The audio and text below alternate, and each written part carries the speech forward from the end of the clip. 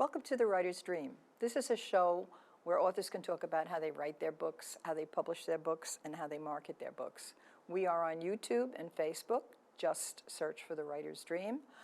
If you have a question that you would like to ask us, please ask us through the Facebook page.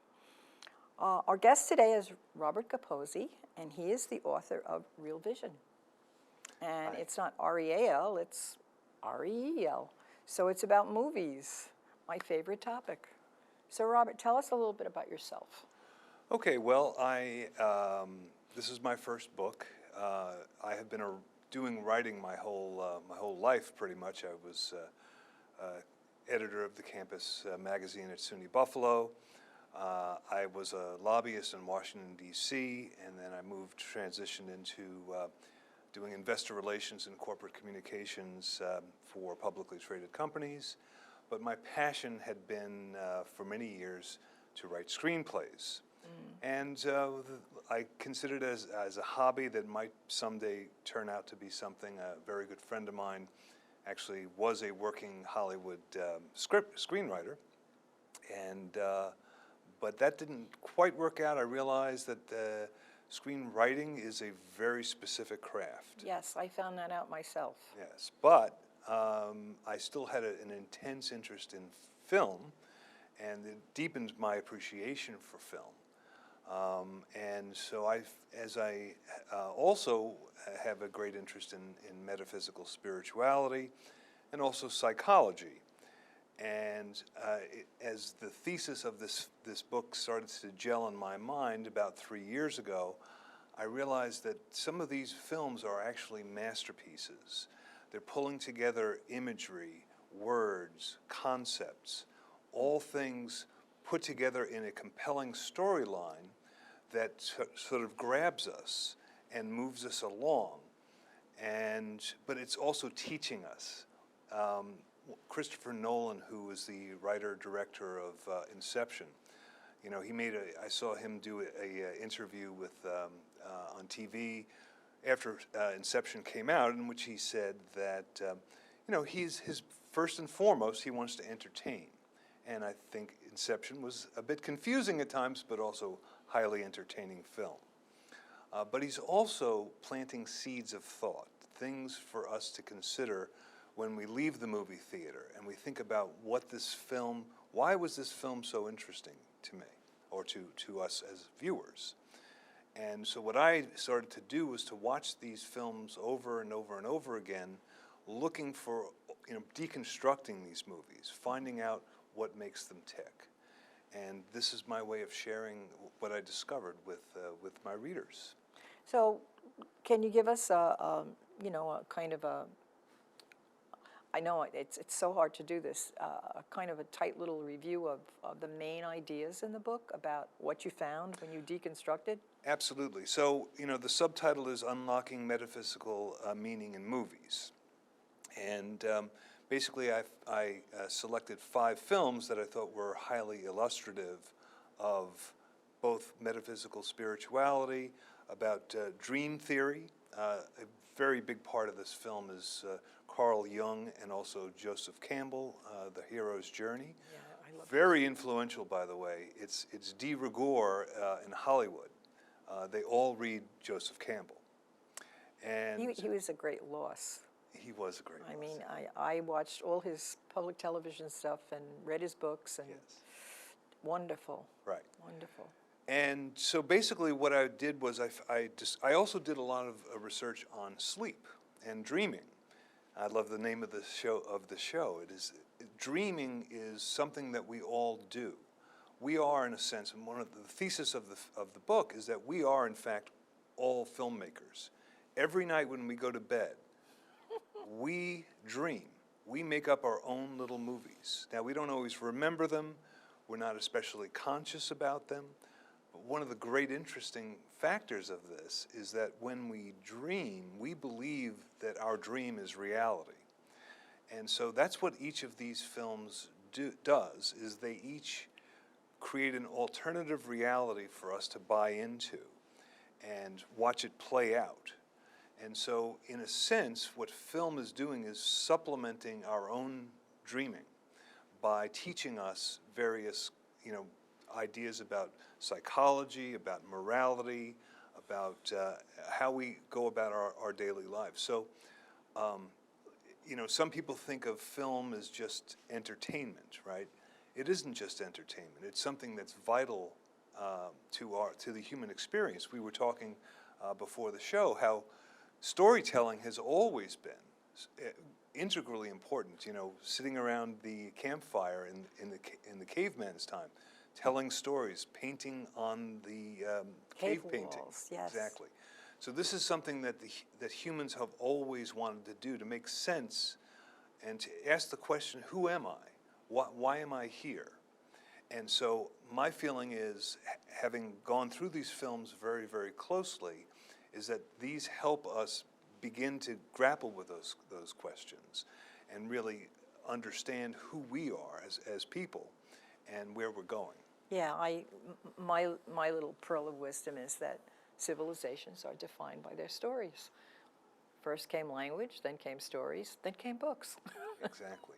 and then came films. And film to me is the most powerful medium, because you go into a theater. I mean, a lot of people watch the films on television and whatnot, but to me, the experience of going into the theater and it's dark and you're not supposed to talk to anybody or turn your cell phone on, and you're watching this story unfold, and all of the cinematic miracles that Hollywood has come up with, that the technical side of it is showing you this story in the most dramatic and to me, touching of ways. And you can leave the theater with, I always go to the movies with friends, and then we go to dinner later and we talk about the film, and you leave it with this incredible, I can only say, panorama of ideas that you can talk about, if it's a good film. Yes. And even the bad films sometimes have their own little stories. But I am personally, that is my favorite medium, is film. I love to go to the movies and don't do it often enough. Absolutely. Yeah, and so each of these films are films that, I could tell you the story. I had not heard of, well, I haven't told you which films are in this book. So I Yeah, deconstructed that's a good idea. Yeah. 3 kind of major films, The Matrix, Inception, and Vanilla Sky. All, big blockbuster films, major Hollywood releases. I also did 2 that I thought were especially powerful, not necessarily well-known films, but ones I do recommend. One is Dark City, which was also by the guy who made I, Robot and Revolver, which is a Guy Ritchie film. And so each of them, in their own way, really puts us in a thought-provoking situation. The great thing that there's a reason why we call them movies, right? They keep moving. So we're not necessarily realizing how much philosophy is going into each scene. These filmmakers, I mean, they're spending the budget for Inception and Vanilla Sky was over $100 million. And if you think about it, just to step back for a second, the overall entertainment industry is $2 trillion a year. That's the size of the GDP of Italy, which is the 9th largest economy in the world. So again, it kind of buffets my thesis that we need entertainment. There's something about this that we crave it.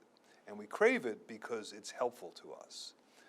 Even films, even going to the box office, we were talking earlier about the difference between going to the theater versus watching it, at home. But even the box office is the size of the Jordanian economy. So people still go to the movies, and it is probably the best medium for that. Although I would say, if you really want to deconstruct a film, you need to watch it a few times to really kind of see what the director Well, you can has stop done. it and pause and then rewind and look at it, and it's kind of a different way to look at it. Yes, exactly. I don't like to think of it as studying. I like to think of it as playing. Well, oftentimes when I go to the movies, and I think about the film, I think, I wish I could see that scene again. Yes. And just that scene, I don't want to have to sit through the whole movie, but I want to see that scene because that really spoke to me. I recently saw Mr. Holmes, Sherlock Holmes with Ian McKellen, and his acting in it, having taken care of my father in his very old age, and he had all of his marbles till the end, it was so poignant to me because everything he did pointed out what it was like to lose and lose and lose and lose all your faculties. And it was, I wish that I could, just freeze some of those scenes because it reminded me so much of my father. And that's what I see in films. If you throw yourself into the film, you think, what would I feel if I were there? And what would I do under those circumstances? And I have a joke myself that if I want to get something done and I can't, you can't get it done, I pretend I'm being chased by Nazis in a film. And then I'll get it done. Right. Because I don't want to be caught. Well, that's the point. It's a thought experiment. As I said, it's a way. One of the things that psychologists feel, there's, especially Jung and Freud, did a lot of dream interpretation. They used that to help understand the emotional, psychological situation for their patient in that case. What film, so when we dream, we're working things out. Often the dreams come out of nowhere. In our conscious mind, we wouldn't have come up with that situation necessarily. Or, like you say, it might be a situation that we're reliving. So what a really good film does is it supplements our own dreaming and allows us to put ourselves in the position of the hero, typically, which is, again, part of what Joseph Campbell was saying in The Hero's Journey.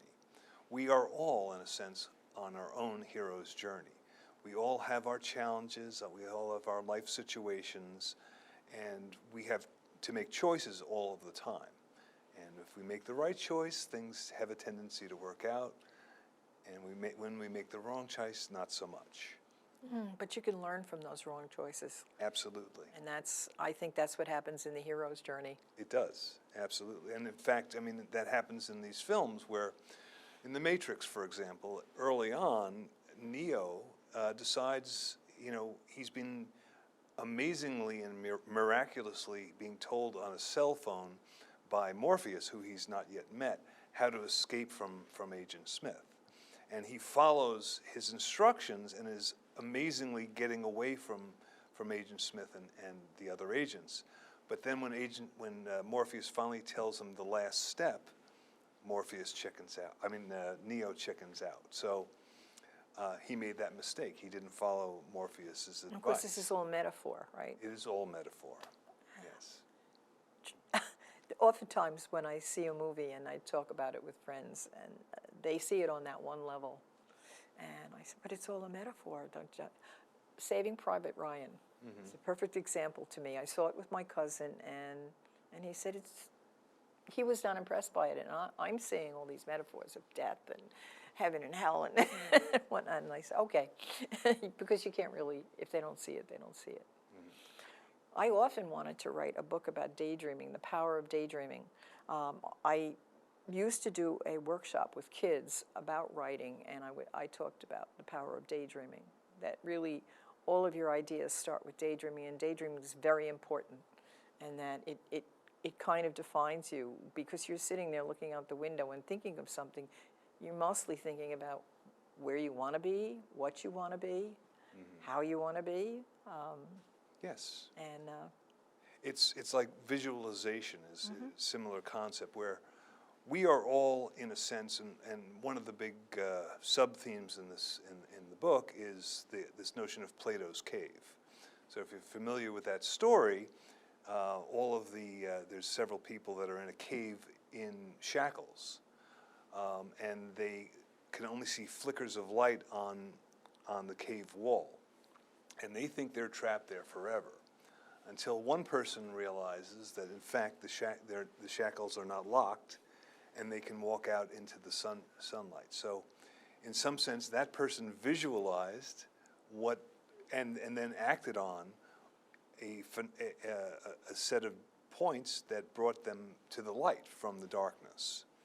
So much of what we're doing in life is we get kind of, tunnel vision, and we just think that whatever is unpleasant is just something we have to deal with. But often, from, I think Joseph Campbell said, that which we seek, that cave which we fear is where our treasure is. So often by facing one's fears, which is what the hero does, the hero is not passive. The hero looks for it looks for a way out of the situation that's productive and helpful. And in so many ways, all of these films illustrate that. Yeah, another way of putting that is every challenge is an opportunity. Every challenge is an opportunity, yes. So, yeah. What's your favorite film of all time? What is my favorite film of all time? That's a hard one, isn't it? It is. I mean, I would have to say, given where I'm at, I think Inception was just a masterstroke of a film. It is not a film that one could. In fact, when I first watched it, I didn't really understand it. But after watching it a few times, what Christopher Nolan did with that movie was. Why don't you give us a summary of the plot, so Okay, that we know yeah. more or less why you liked it? Yeah. So basically, the idea is that Leonardo DiCaprio is the hero in the film, and basically he is able to basically go in and do what they call psychological extractions. He's able to basically trick people for hire to get corporate espionage. He then turns this around, this ability, takes it to the next level, where he's not just extracting ideas, but he's actually implanting ideas to get someone to make a different decision. And at the same time, he is on the lam. So his wife has actually, because of his ability to do this, she commits suicide. So, and he is accused, he's on the run because he's accused of killing her. But in fact, he had not. She had committed suicide. And so what he's trying to do throughout the whole film is to get back home. And Hero's journey. the hero's journey, which is like the Wizard of Oz, right? Right. There's no place like, which is, by the way, there will be a volume 2, and Wizard of Oz will be the first film on that. So anyway, so he is able to, through lots of very clever maneuvers, he's able to assemble a team. Again, that's also very important in the hero's journey, is who are the people we surround ourselves with, who can help us where we're weak and buffet us in other areas as well. And so I just think as a film, just the breadth of it, Inception is a film that should be viewed again. Okay, so volume 2, you're working on another one? I am. The idea is that I will continue to write these books. The next one, this one only had 5 films deconstructed. The next one I'm planning to do 10 because the introduction took up about a quarter of this book because, again, I needed to kind of develop a theory Sure. of what the metaphysical film was. Is. So The Wizard of Oz, you're not going to give away any of the others? Well, the other 2 Matrix movies will be in it, and I broadened it out actually. There'll be there's going to be a documentary called American Movie, which was a winner of the Sundance Best Documentary.